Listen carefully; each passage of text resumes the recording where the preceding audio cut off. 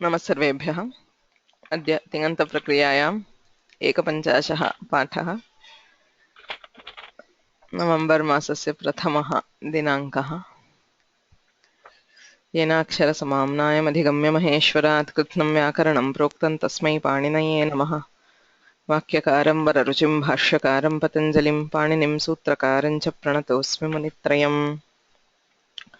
जुहोत्यादिगणस्य धातूनां रूपसिद्धिः अधीयमाना अस्ति। तत्र प्रमुखतः खण्डत्रयं भवति। आदौ अभ्यासकार्यं प्रथम अभ्यासः किम् अङ्गं भवति इति प्रथमः खण्डः। के प्रत्ययाः इति द्वितीयः खण्डः। अङ्गस्य प्रत्ययस्य च योजनम् इति तृतीयः।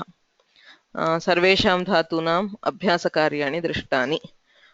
जुहोत्यादिगणस्य धातूनां शप् विकरणे तस्य जुहोत्यादिभ्यः श्लुः इत्यनेन लोपे श्लौ इति द्वित्वं। द्वित्वे कृते कानिचन सामान्यानि अभ्यासकार्याणि भवन्ति। हलादिशेषः, ह्रस्वः, कुहोश्चुः, अभ्यासे चर्चा, उरत् इत्येतानि पञ्च सामान्यानि अभ्यासकार्याणि। पुनश्च निजां त्रयाणां गुणः श्लौ, भृण्यामित्, अर्तिपिपर्त्योश्च बहुलं छन्दसि इति चत्वारि श्लौ विशिष्टानि अभ्यासकार्याणि। एतेषां सूत्राणां साहाय्येन सर्वेषां धातूनां द्वित्वे कृते अङ्गं सिद्ध्यति। अभ्यस्ताङ्गेभ्यः प्रत्ययाः उभे अभ्यस्तम् इत्यनेन द्वित्वे कृते अभ्यस्तसंज्ञा भवति। अभ्यस्तसंज्ञायां सत्यां त्रिषु स्थलेषु प्रत्यये भेदः दृश्यते। अदभ्यस्तात् इत्यनेन झि प्रत्ययावयवस्य झकारस्य अदादेशः क्रियते। अन्तादेशं बाधित्वा अत् इत्यादेशः। अतः तीतः अति, तु ताम् अतु। पुनश्च लङ्लकारे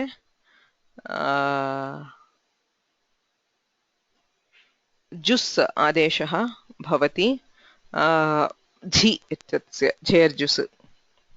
सिजभ्यस्तविधिभ्यश्च इति अभ्यस्तात् परस्य झेः जुस् इति आदेशः भवति.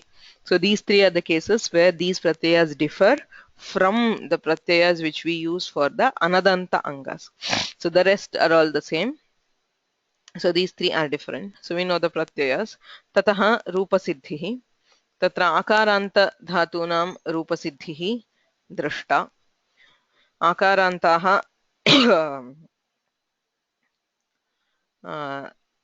धातवः तत्र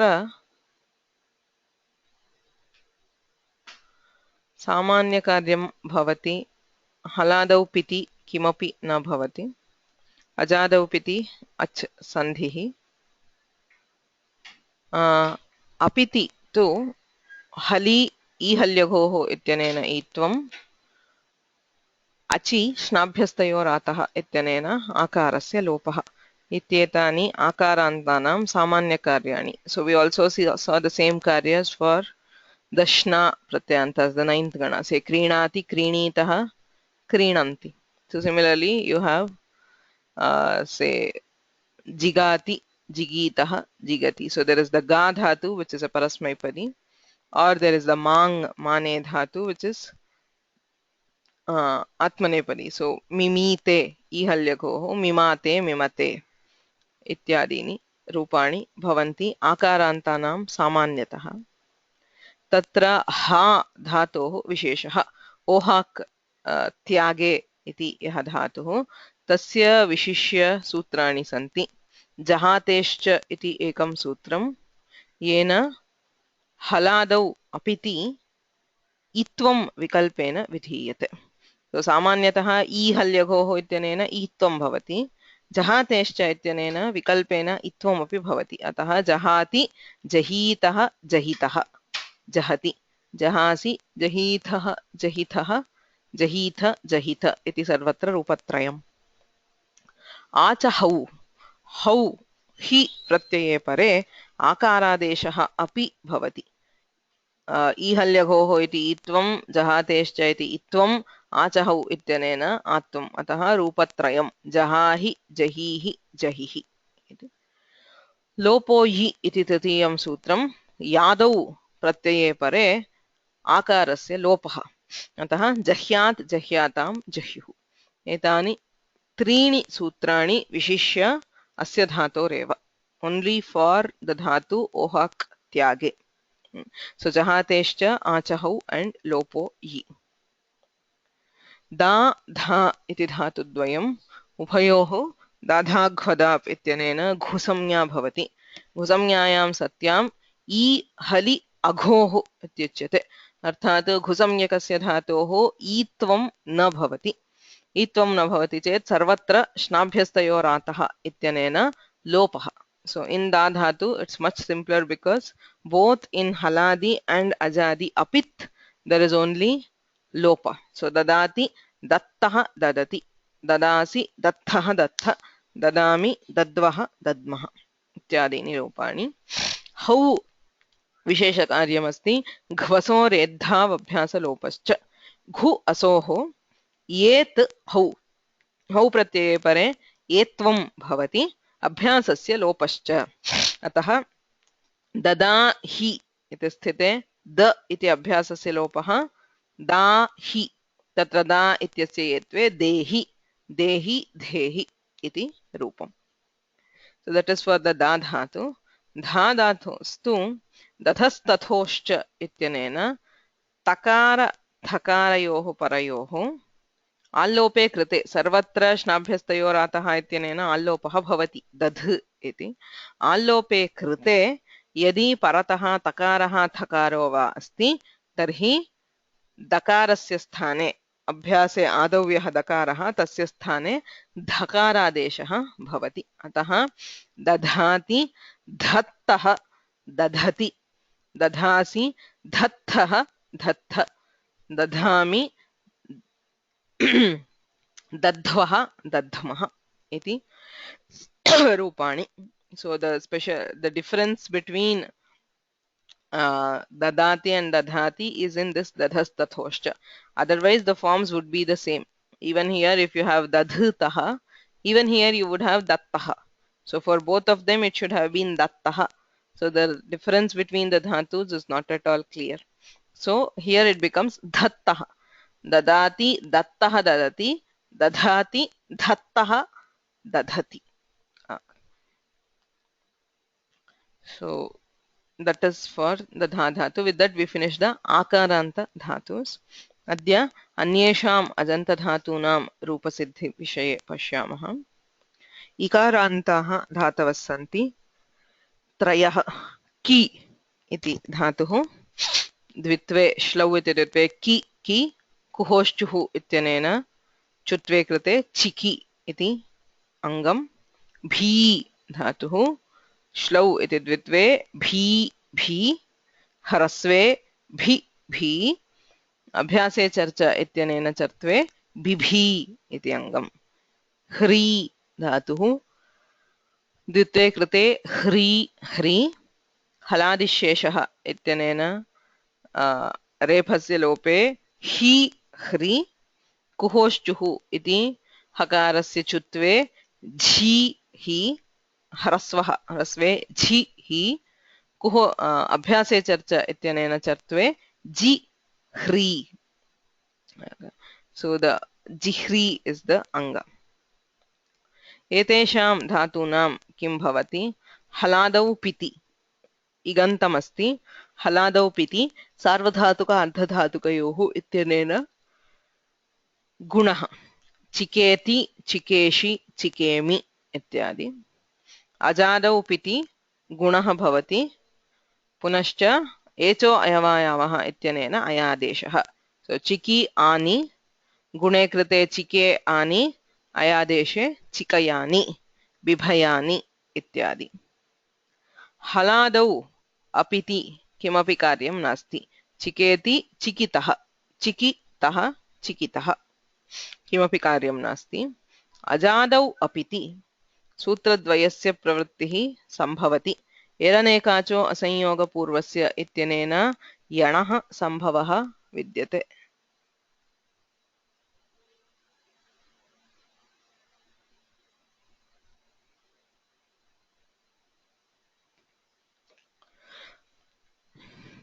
अतः एरनेकाचो असंयोगपूर्वस्य इति यण् विधायकं सूत्रम् अचिष्णुधातुभ्रुवां योर्यङ् इति इयङ् वङ् इकारस्य इयङ्. So you have either iyang or yan depending on the letter before the ikara. Okay. So if it is asanyoga purva, it is eranekacho sanyoga purvasya ityanena yan bhavati, as in the case of chiki or bibhi. Yadi sanyoga purvaha ikaraha tarhi achishnu dhatu bhruvam yor iyang vangau ityanena iyang bhavati. Okay. So there is one more, juicy. Juicy pare, there is one special pratyaya here which is jus, right? Jher jus. Tatra juicy cha ityanena gunaha. So etat sutram etavata na drishtam. Juicy cha iti sutram. So juicy iti saptam ekavachanam. Gunaha iti anuvartate. Angadhikaraha. Iko guna vridhi iti paribhashaya. So there is no mention of what is the guna for. Kasya gunaha iti नास्ति, केवलम् अङ्गस्य गुणः. अतः इको गुणवृद्धि इति परिभाषया इकः इति षष्ठ्यन्तम् उपतिष्ठते. सो इकः अङ्गस्य, इकः इति अङ्गस्य विशेषणम्. अतः इगन्तस्य अङ्गस्य गुणः स्यात् जुसि. सो इगन्तस्य अङ्गस्य गुणः स्यात् जुसि इति सूत्रार्थः. सो यु हाव् अचिकि उस्. जुसि च इत्यनेन गुणे अचिके उस् एचो अयवायामः इत्यनेन अयादेशे अचिकयुस्, अचिकयुः, अबिभयुः इत्यादीनि रूपाणि. इदानीं हलादौ पिति सार्वधातुक अर्धधातुकयोः इत्यनेन गुणः. चिकेति, चिकेशि, चिकेमि, अचिकेत्, अचिकेः, चिकेतु इति. अजादौ पिति गुणः अयादेशश्च. चिके आनि, चिकयानि, चिकयाव, चिकयाम, अचिकयम्. अपिति हलादौ किमपि कार्यं नास्ति. सो चिकितः, चिकितः, चिकिथ इत्यादि. अजादौ एरनेकाचो असंयोगपूर्वस्य इत्यनेन यणि चिक्यति. चिकेति, चिकितः, चिक्यति. चिकेशि, चिकितः, चिकिथ, चिकेमि, चिकिवः, चिकिमः. जुसि गुणः सूत्रं तु जुसि च इति. पुनश्च अयादेशः अचिकयुः. So it will be similar to the ajadi pit because of the guna, right? So in both cases you hear the chikai. So anybody wants to tell the forms?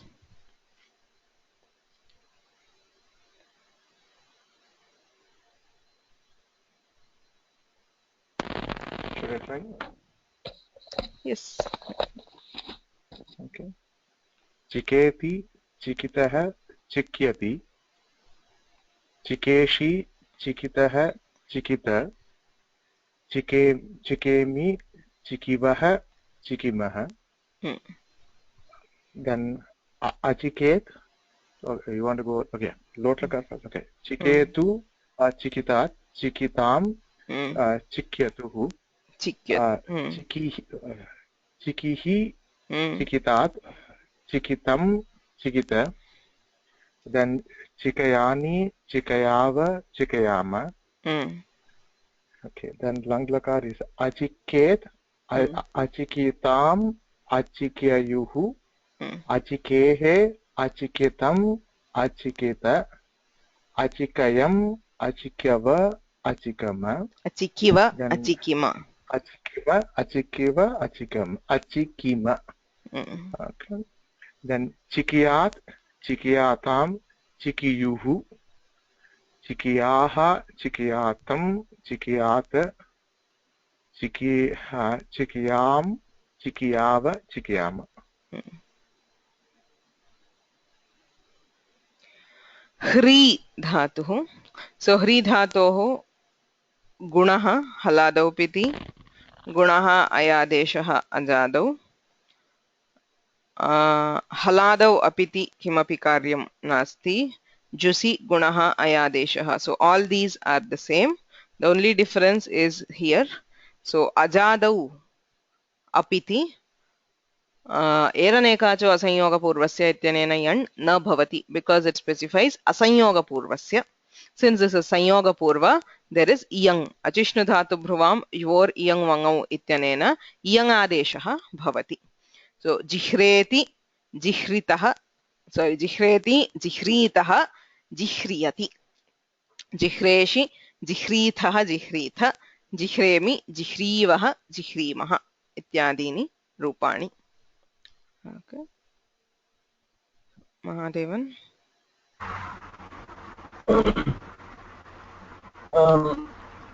जिह्रेति जिह्रीतः जिह्रियति, जिह्रेषि जिह्रितः जिह्रिथ, जिह्रीथः, जिह्रेमि जिह्रेषि जिह्रीतः जिह्रीथ, जिह्रेमि जिह्रीवः जिह्रीमः, जिह्रियतु जिह्रेतु,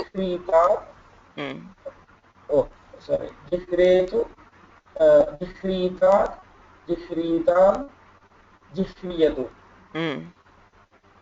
जिह्रेहि जिह्रीहि, जिह्रेहि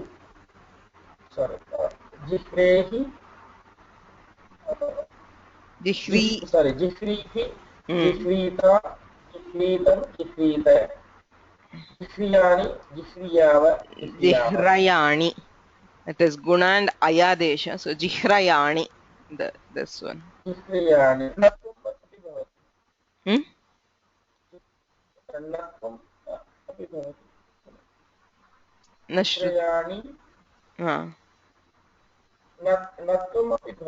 नत्वं भवति, नत्वं भवति. आम्. जिह्रयाणि जिह्रयाव जिह्रयाम,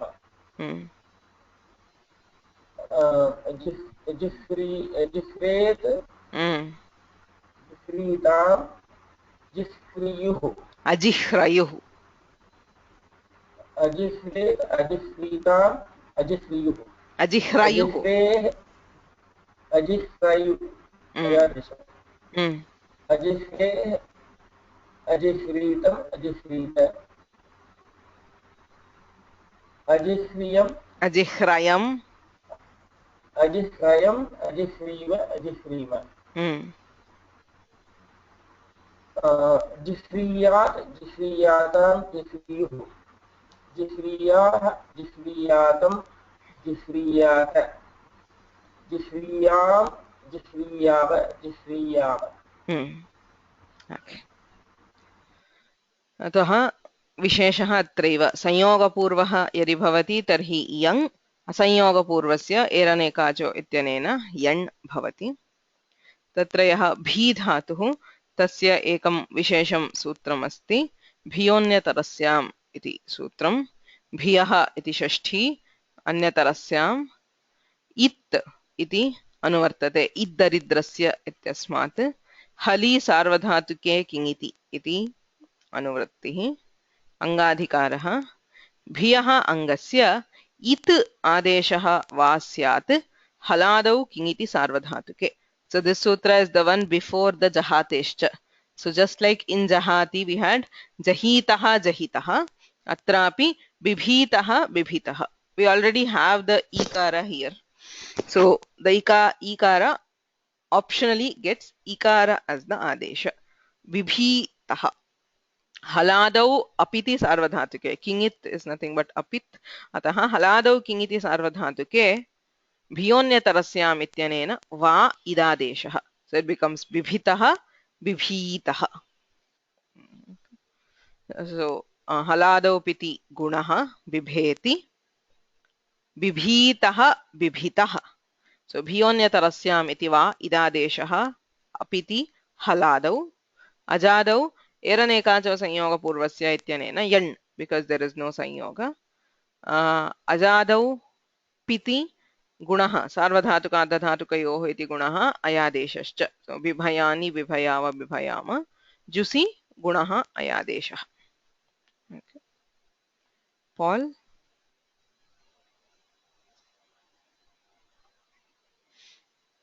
Okay, so debate. Okay, so debate. बिभीतः बिभीतः बिभ्यति बिभेसि बिभेषि. yeah bibeshi yeah I wanted to do that and I stopped myself okay bibeshi bibhitah bibhitah bibhita bibhita bibhemi bibhimah bibhimah bibhimah bibhimah bibhetu bibhitat bibhitat bibhitam bibhitam bibyatuh बिभ्यत्. bibyatuh yeah bibyatu sorry bibyatu yeah bibyatu so and then bibhihi bibhihi bibhitat bibhitat bibhitam bibhitam bibhita bibhita bibhe bibhya bibhaya bibhayani बिभयानि. bibhayani bibhayava bibhayama bibhet अबिभेत्. abibhet abibhet abibhitam abibhitam abibheyuh अबिभयुः. yeah ayadeshah abibheyuh right अबिभयुः. abibhayuh abibhayuh abhehe abhitam abhitam abhitam abhitam abhita abhita abhiya abhiyam अबिभयम्. abhibhayam abhibhiva abhibhiva abhibhima abhibhima bhiya bibhiyat bibhiyat bibhiyatam bibhiyatam bibhiyuh bibhiyuh bibhiyah bibhiyah bibhiyatam bibhiyatam bibhiyat bibhiyat बिभीयात. बिभीयात. bibhiyat bibhiyat bibhiyat bibhiyam bibhiyam bibhiva bibhiyava bibhiyava bibhiyama bibhiyama ये उकारान्तः एक एव धातुरस्ति अस्मिन् गणे हु धातुः द्वित्वे हु हु कुहोश्चुः इति चुत्वे झु हु अभ्यासे चर्च इत्यनेन चर्त्वे जु हु. So the ukarantas are very similar to the ikarantas. Haladau piti sarvadhatukarthadhatukayoh ityanena gunah. Ajadau piti gunah sarvadhatukarthadhatukayoh avadeshah echo ayavayavah. So juho ani juhavani iti avadeshah bhavati. Haladau apiti किमपि कार्यं नास्ति. अजादौ अपिति अत्र विशेषः हुष्णुमो सार्वधातुके. We have the shnu pratyayanta and the hu dhatu specifically. सार्वधातुके परे यण् भवति. अतः अत्र यण्. जुसि जुसि च इत्यनेन गुणः अवादेशश्च. Okay. So very similar. जुहोति जुहुतः जुह्वति. हुष्णुमो सार्वधातुके इत्यनेन यण्. जुहोषि जुहुतः जुहुत जुहोमि जुहुवः जुहुमः. Okay. So ajuhavuhu gunaha avadesha. I have not changed this. It should be avadesha instead of the ayadesha in both cases. So you have juho ani, juhavani, juho, ajuho, uhu, ajuhavuhu. Okay. Sudhakar. लट्लकारे होति जुहुतः जुह्वति जुहोषि जुहुथः mm, जुहुथ mm, जुहोमि जुहुवः जुहुमः mm, लोट्लकारे जुहोतु जुहुतात् जुहुतां जुह्वति जुहुति जुहुतात् uh, yes, here there is one, I mean I forgot to include it, there is hujalbhyo herdhihi.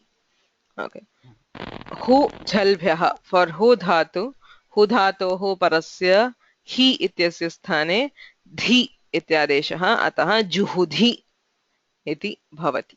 Okay, please continue. Bit loudly.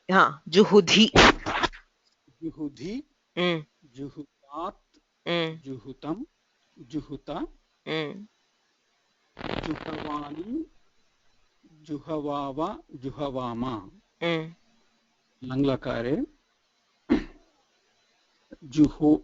अजुहोत् mm, अजुहुताम् अजुहवुः mm, अजुहोः अजुहुतम् अजुहुत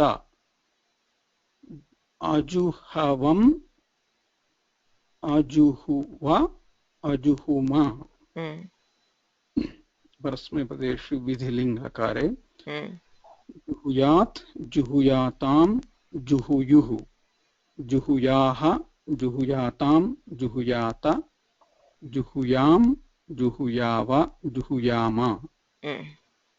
अस्तु.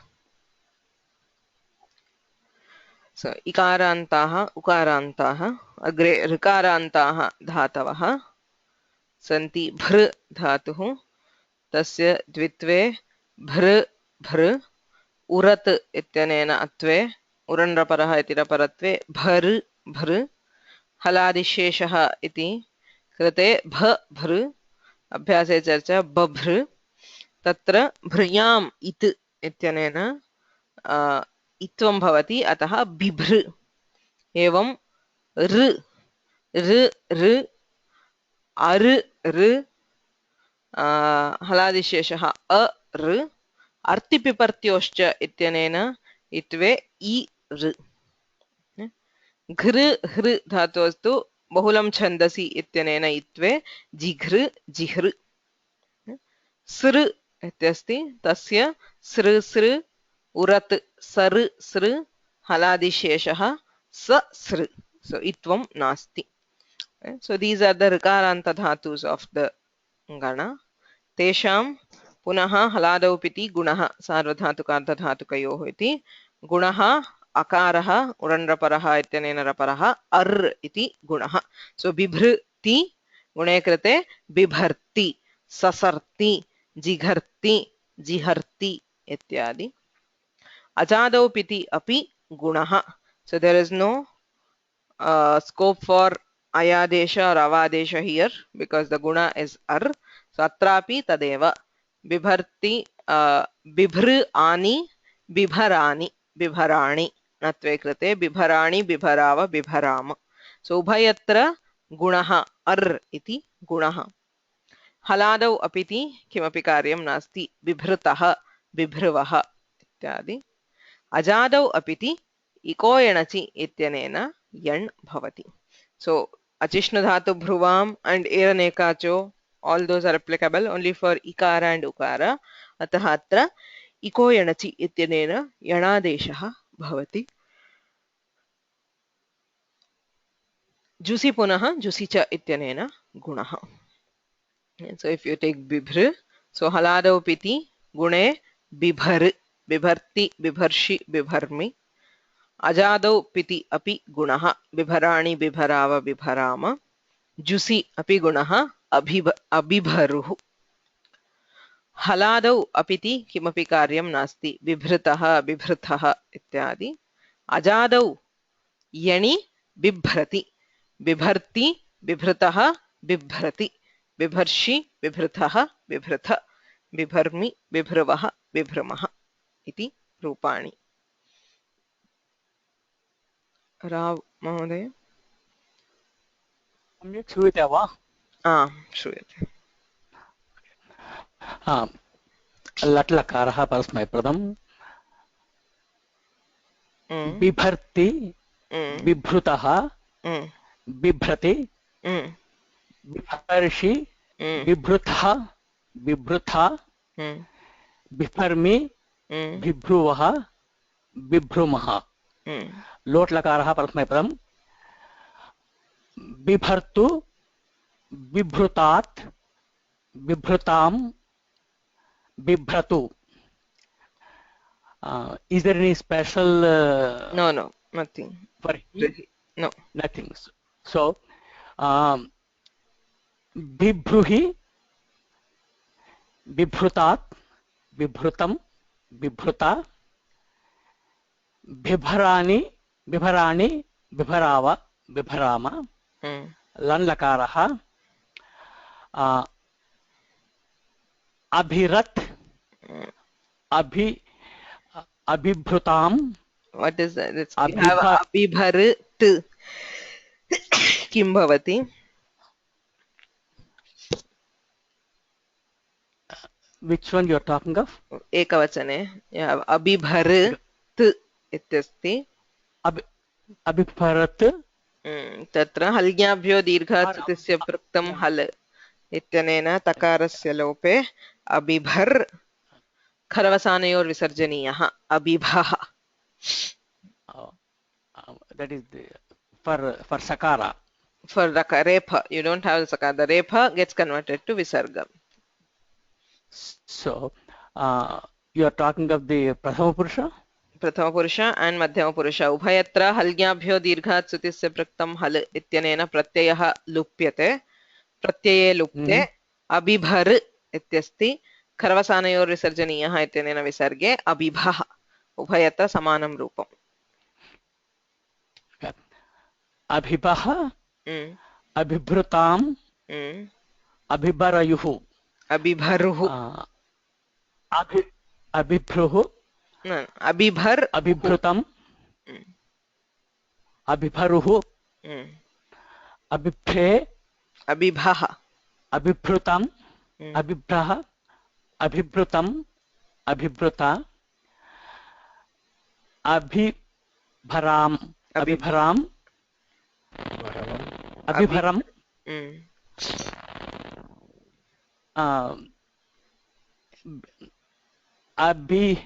अभिभ्रुव अभिभ्रुम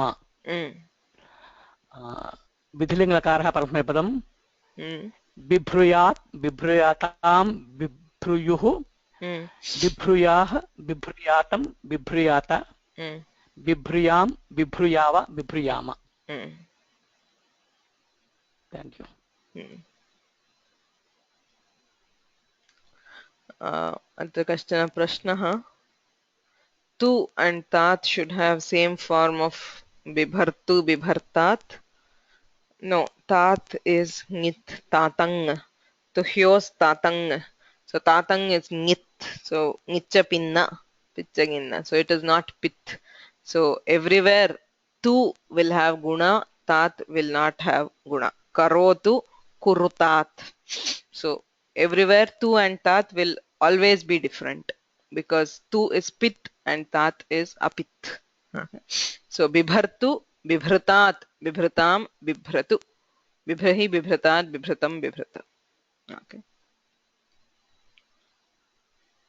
Okay, so next, so that is for the bhr dhatu.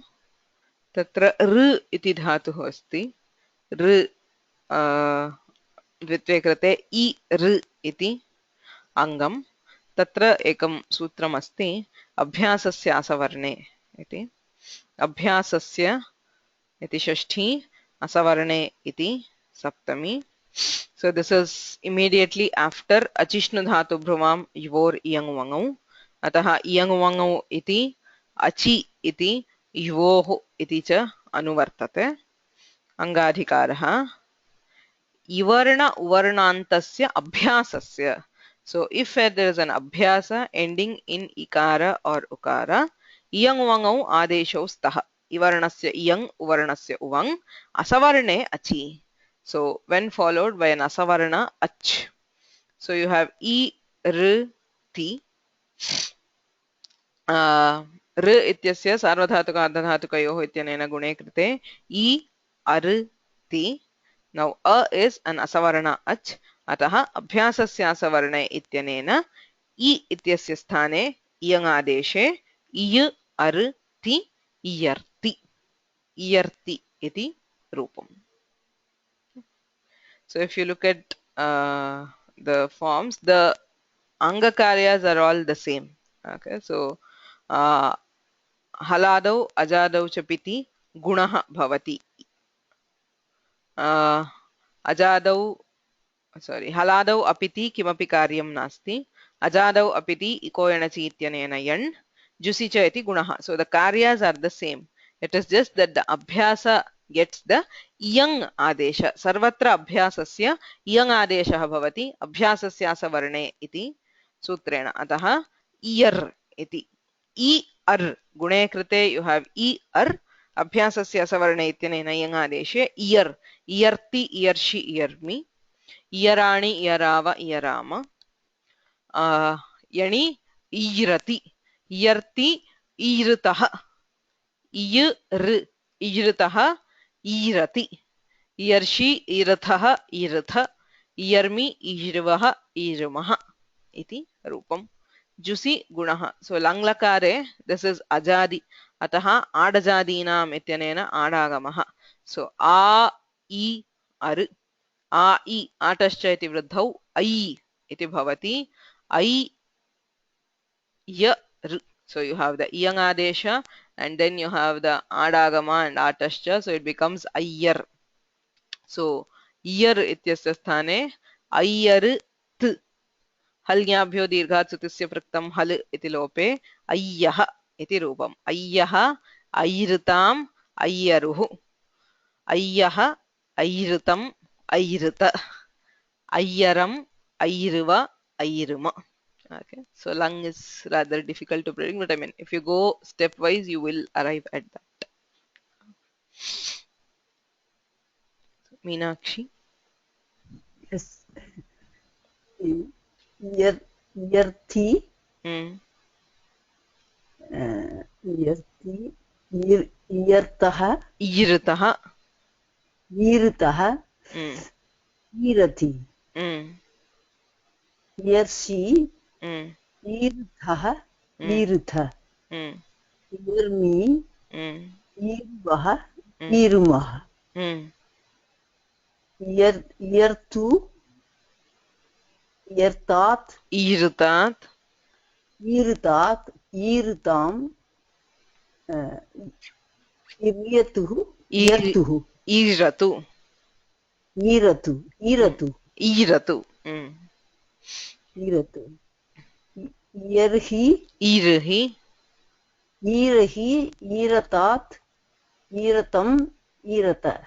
Irata. Irata. Yerani. Yerani. Yerani. Yerava. Yerama. Ayyar. Ayyaha. Ayartam. Ayrtam. Ayrtam. Ayruhu. Ayyaruhu. Ayyaruhu.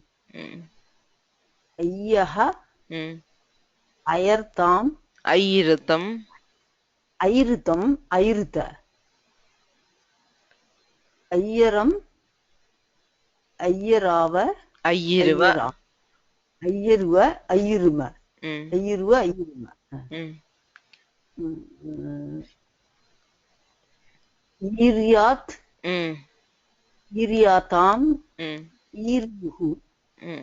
Iryaha. Iryatam. Iryata. Iryam. Iryava. Iryama.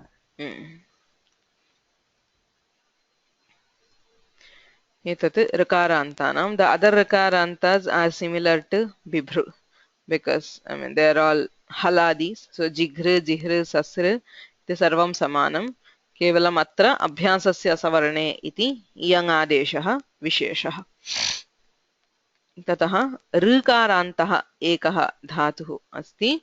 पृ धातुः श्लौ इति द्वित्वे पृ पृ उरत् इत्यनेन अत्वे पर् पृ हलादिशेषः प पृ अर्तिपिपर्त्योश्च इत्यनेन इत्वे पिपृ इति अस्य हलादौ पिति गुणः the same. So for rikaranta and rikaranta, if you have guna, there is no difference. Okay, I mean both of them get ar as the guna. Sarvadhatuka ardhadhatukayoh ajadau piti api gunaha. Yatra gunaha na bhavati tatraiva visheshaha. Always rikarantas and rikarantas differ where there is no guna. As soon as there is no guna, rikarantanam vishishya sutrani santi. Rita idhatoh upadhayascha udoshthyapurvasya. So these three are sutras which apply for rikarantas. Rita it dhatoh. So normally you have it. Atra udoshthyapurvasya iti sutrena ut halicha iti dirghaha. We will see that sutra. Ajadau apiti api bhavati. So as soon as guna is prevented, we have udoshthyapurvasya applying. Jusitu jusicha iti gunaha. So either we have guna or we have udoshthyapurvasya. I thought I put this udoshthyapurvasya somewhere. I even remember typing it out. Sorry. So udoshthyapurvasya is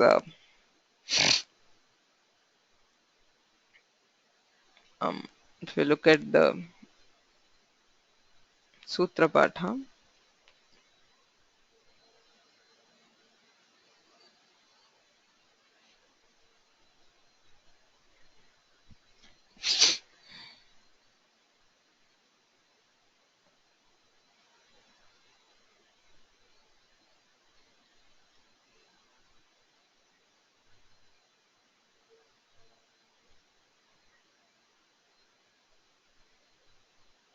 okay. So you can see here there are 4 adeshas. Vishishya rikarasya adeshaha. Yatra gunaha na bhavati tatra rikarasya ete adeshaha sambhavanti. Rita it dhatoh.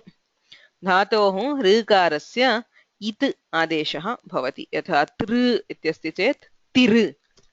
Kr ityasti chet kirati.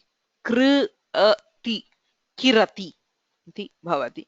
यत्र गुणः नास्ति तत्र अतएव भवादिगणे यथा तृ धातुः तस्य गुणे कृते तरति इति रूपम् तुदादिगणे यः कृ धातुः तत्र गुणे निषिद्धे ऋत धातोः इत्यनेन इत्वे किरति इति रूपम् उपधायाश्च उपधायां यः ऋकारः तस्य इर् इत्यादेशः भवति चुरादिगणे कृत धातुः कृत् तस्य उपधायाश्च इत्यनेन इत्वे किर्त् इति भवति अग्रे कीर्तयति इति सो उदोष्ठ्यपूर्वस्य ओष्ठ्यपूर्वस्य ऋकारस्य ओष्ठ्यः उपोपध्मानीयानाम् ओष्ठौ उकारः पवर्गवर्णाः उपध्मानीयश्च ओष्ठ्याः so if the ऋकार is preceded by pavarga letters ओष्ठ्यपूर्वस्य ऋकारस्य उदादेशः भवति instead of इदादेश we have उदादेश यथा अत्र पृ इत्यस्ति पिपृ इत्यस्य पिपृ अति तस्य ओष्ठ्यपूर्वस्य ऋकारस्य उदादेशः उरण्रपरः इत्यनेन रपरः उर् इति भवति पिपुरति पिपृ अति उरादेशे कृते पिप उर् अति पिपुरति Bahulam Chandasi. So this is again Bahula in the Vedas. So these 4 are the sutras which give Rikarasya Adeshaha. Yatra Gunaha Nishidhyate Tatra Etani Sutrani Smartavyani. Okay. So now what happens for the Pridhatu? Haladau Piti Gunaha Piparti Piparshi Piparmi Ajadau Piti Api Gunaha Piparani Piparava Piparama Ajadau apiti udoshthyapurvasya ityanena ut. So you have pipur. Pipr becomes pipur by udoshthyapurvasya. Haladau apiti api udoshthyapurvasya ityanena ut. You have pipur taha. But there is one more karya here. Halicha. Rvor upadhaya dirghaikaha. Halicha. So when this repha, there is rohu upadhayaha ikaha. So an ik in the upadha of a repha is elongated, dirghaha halipare. Okay, that is why in ajadi pratyaya you hear the hrasva, but if the pratyaya is haladi, it becomes dirgha to become pipur. Piparti, pipurtaha, pipurati. Piparshi, pipurthaha, pipurtha. Piparmi, pipurvaha, pipurmaha. Haladi pratyayश्चेत् उदादेशे कृते हलिच इत्यनेन दीर्घे पिपूर् इति रूपम्. अजादौ तु पिपुर्. Anybody wants to try the forms?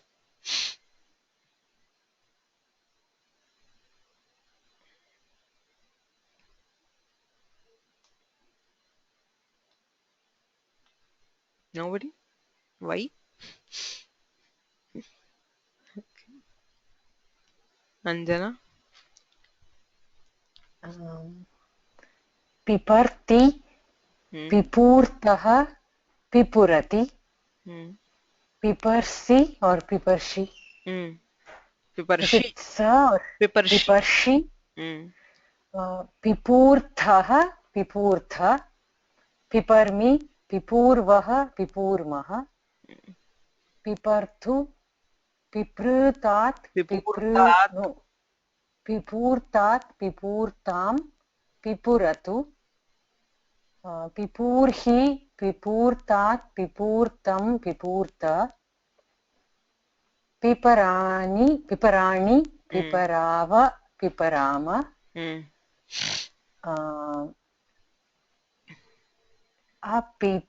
अपिपः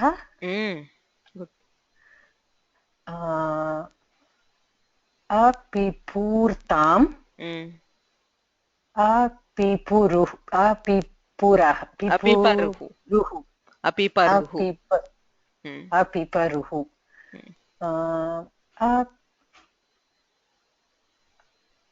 अपिपः अपिपूर्तम् अपिपूर्त अपिपरम् अपिपूर्व अपिपूर्म पिप्रूयात् पिप्रूयाताम् पिपूर्यात् पिपूर्यात् पिपूर्यातां पिपूर्युः पिपूर्याः पिपूर्यातं पिपूर्यात पिपूर्यां पिपूर्याव पिपूर्याम. एतानि जुहोत्यादिगणस्य धातूनाम् अजन्तधातूनां रूपाणि. Okay, so there are the halanta dhatus. So there are 7 dhatus. So some of them have a couple of Vishesha Sutras, but otherwise it is all the Hal Sandhi. So please revise the Rudhadi Gana once. So whatever karyas we did for the Hal Sandhi in the Rudhadi Gana, so same karyas we will be applying for the Halanta dhatus of this Gana. So we will do that in the next class. So before that, I wanted to show you one tool which is called a Sanskrit verb generator. Some of you might have seen it.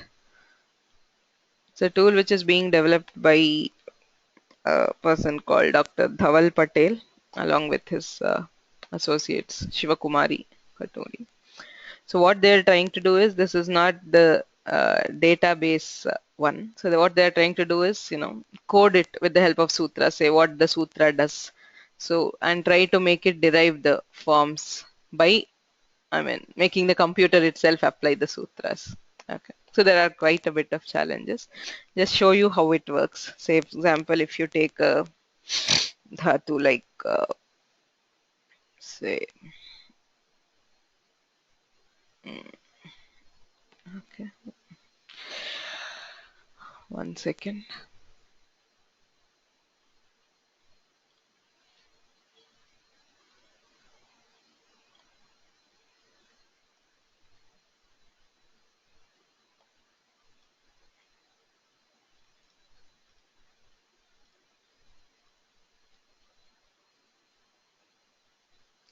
So you take a dhatu, say bhu, and lat lakara. So as you can see, there are 3 bhu dhatus. So let's take bhu sattayam, which is the bhadi.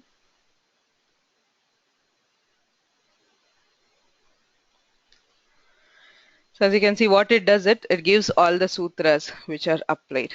So you can see that, I mean, there are a huge number of samnya sutras, or the green ones are all samnyas. So this gives an idea of how many sutras actually apply. So if you are saying bhu and ti, we would simply do it bhu ati, bho ati, and bhavati. Okay. So, but what happens is, so there are so many samnyas which apply there. Say bhuadayo dhatavaha, you need a dhatu samnya, you need the lakaras get lah karmani cha bhave cha karmabhyah lasya tiptaji. I mean, there are so many. So if you come to the main prakriya, you have the kartari shap, so bhu, shap, and tip, and the it samnya and lopa. Bhu a ti, sarvadhatuka ardhadhatukayoho, bho a ti, echoayavayavaha bhavati. So the final form is bhavati. Okay. So similarly, if you look at the tas, you have the bhu atas, bho atas, bhavatas. So sasajushoruhu, it becomes bhavata ru. So this is ru. So the it goes. So bhavatar kharavasanayor visarjaniyaha bhavataha. Okay. So this is how it gives the prakriya. So initially it might seem a bit confusing to go through this whole set of sutras, but generally if you concentrate on the ones in red, you will get the prakriya quite easily. Okay. So this is a very good effort, but it is still, I mean, in the initial stages where it requires a lot of feedback. I mean, it is fine, it works fine for the common dhatus, but wherever there is something special, especially for the, say, juhotyadigana, if you look at something like, say,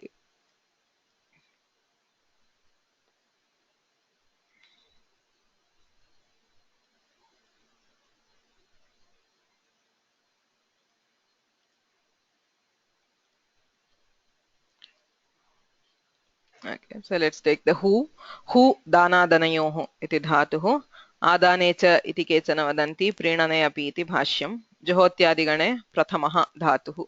So you get the full things of the dhatu. So you have the hu and tip, that is the first pratyaya. So you have the shap, hu, shap, and ti. Juhotyadibhya shluhu. So you have hu and ti. Shlau iti dvitvam, hu, ti. So hrasvaha, you don't require here, but still, I mean, the condition operates. So you still have it. So kuhoshchuhu, hu ityasya sthane jhu. So you have jhu, hu, ti. So abhyase charcha ityanena juhu, ti. So then, if you look at here, it says kingiticha, juhuti, and the final form is given as juhuti. So why? So this is wrong, right? Because ti is not kit or ngit. Ataha ngiticha ityanena guna nishedhaha na bhavati. Actually, there should be guna here. So there should be, the form should be juhoti. Right? So like this, there are, especially in the juhotyadikana, there are a few bugs to be fixed. Okay, I mean, there are some cases where there is some overlooking in coding or something. So there the forms are wrong or come out wrong. So for your exercise, I would like you to go through this site and see where it is wrong and tell what should it be. Okay. So there are two things that I have in mind. First thing is, yes, so that you will have a better idea of what is correct. So for for you to know something, there are both sides. You should know what is right. You should also know what is wrong and where it is wrong. Vidwan vipaschit doshagyaha. So to be a vidwan, you should be a doshagya. Know where it is wrong and why it is wrong. Okay, so that is for you. It will definitely be, the exercise will be very definitely useful for all of you.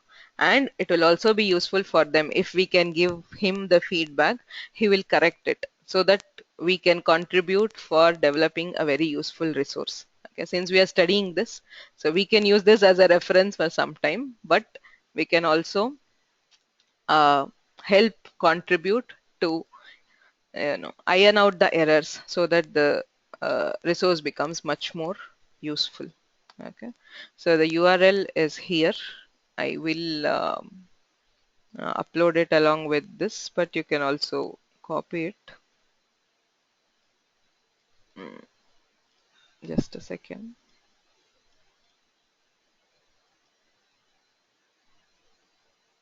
The only thing is you have to enter the dhatu along with the anubandha, okay, the it samya letters.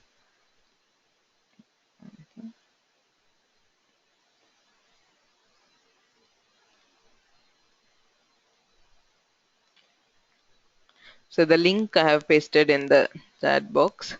So you can copy this link, try out this. So you can see if whenever you spot an error, you can just, what you can do is you can must type out, I mean, either the form or the correct prakriya. So if you can just give the correct prakriya and email it to me, I will forward it to him. I'll just have a look and forward it to him, so that we can together. I mean, if possible, if you are working on different dhatus, maybe, I mean, if you can take on different people, there are say 20 people. So if you, the Juhotyadigana has only say 20, 25 dhatus. So each of you doing one dhatu can also make sure that the Juhotyadi Gana, only for the Sarvadhatu Kalakaras, that is fine. So will be correct.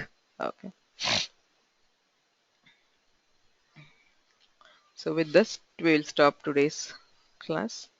येनाक्षर समाम्नायम् अधिगम्य महेश्वरात् कृत्स्नं व्याकरणं प्रोक्तं तस्मै पाणिनये नमः वाक्यकारं वररुचिं भाष्यकारं पतञ्जलिं पाणिनिं सूत्रकारं च प्रणतोऽस्मि मुनित्रयम्. Soumyaji, which question you had before the class? We were talking about some form. Which form you had this thing so that I can take a look at it? That's this irati. When we do eco enachi with the yen. So yeah, we have to do the sthanivat bhava, as you said. That's what I think. Yeah, that's what but so I'll also take a look into Madhav or something. Sure. Okay, thanks. And then you said that all the vidwans, so I'm assuming not all of us, but no, it's not a case of vidwan. It's like, I mean, on the way to being a vidwan, you should also recognize the dhatu. So it need not be only for a vidwan. Okay. We'll try the dhatus and see. Juhotadigana, right? Okay. Yeah, the Juhotadigana. Just.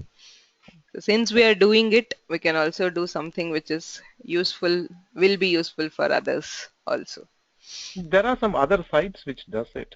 But they give only the rupa. There is nothing else which gives the prakriya.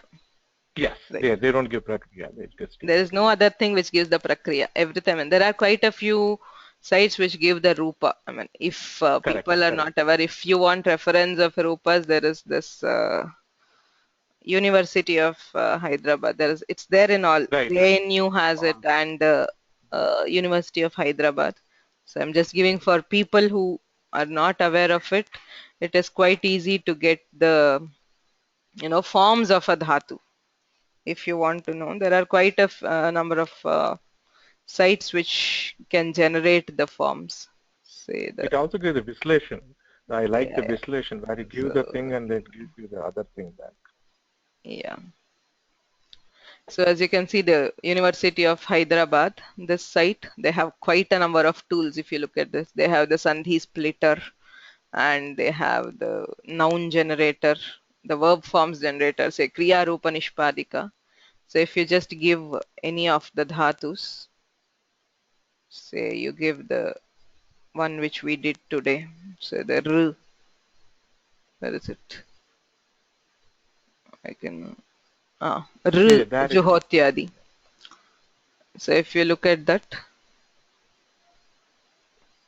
you will get the forms. Okay, so it will give the forms in all lakaras. So you can select any dhatu and it will provide the forms. So there are other sites also which give the forms, but the only one which gives prakriya as of now is only that.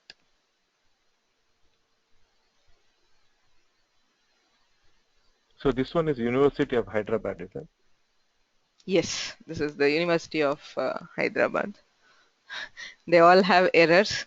Yes, that is true. Any online resource you have, So you should always use your common sense and also some knowledge. It is difficult because those databases, there are typing errors, and then there are the source itself might have a error. So even in books, if you look at the Dhatu Rupa Chandrika and something, even the books have an errors because simply because the Dhatu Rupa database is very difficult to compile. Okay, it's such a huge thing that errors are bound to creep in. So the most foolproof way is to know Panini. Okay, so that you know what is right and what is wrong. The Paninian way is the shortest and the easiest way to know the forms correctly. Okay. So, but for reference, of course, you can use this. So there are a few questions regarding the class. I'm sorry. So can I repeat how Lang Prathama Purusha it becomes Abhibhaha? Sure. So you have the say Abhibharit. So you have Abhibhrit. Sarvadhatuka adhadhatukayoho ityanena gune krite Abhibharit. Because this is Halanta. So Halgyabhyo dirghat sutisya praktam hal ityanena. So it is there in all these. All the rakarantas you have the ar. So Halgyabhyo dirghat sutisya praktam hal ityanena takaraha lupyate. So Abhibharit becomes Abhibhar. Kharavasanayor visarjaniyaha ityanena visarge Abhibhaha. Okay. So similarly in the sip, so Abhibhar s Halgyabhyaha ityanena pratyayasya lope Abhibhar. Kharavasanayor visarjaniyaha ityanena visarge Abhibhaha. Okay. So there was one more question. So Udoshtya Purvasya and Halicha. So Halicha we have done earlier. We did it in the Churadigana when we were doing the Krita Dhatu. So there also you have Krit, you have the Upadhayascha ityanena Rikarasya sthane it. So it becomes Kir t. So wherever there is a repha, the previous sutra is Rvor Upadhaya Dirghaikaha. Rvoho Repha Vakarayoho Upadhayaha Ikaha Dirghaha Bhavati. Halicha Halipare. The previous sutra is for Padanta. Rvor Upadhaya Dirghaikaha is for Padanta. Padante, if there is repha, say Gir ityaste, Gir Shabda. So you have Gir Supratyaya. Halgyabhyo dirghat sutisya praktam hal ityanena sorluki. You have gir as the pada. So padante rephaha upadhayam ikaraha tasya dirghe gir visargaha gihi girau giraha. So the gihi is derived by rvor upadhaya dirghaikaha. So the immediate next sutra says halicha halipare रेफवान्तस्य रेफ अथवा वकारस्य उपधायां विद्यमानस्य इकः दीर्घः.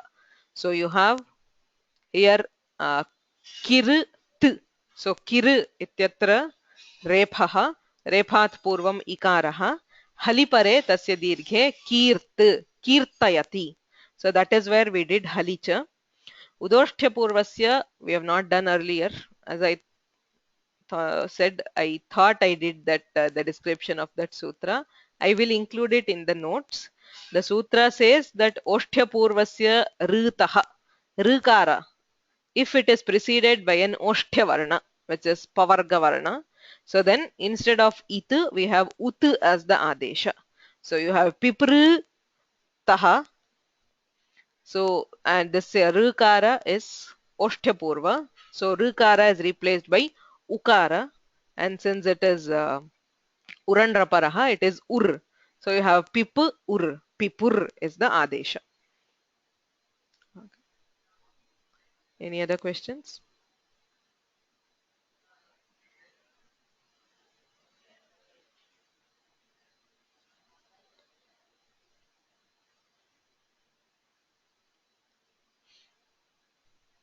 Okay, so we will stop here. We'll continue in the next class.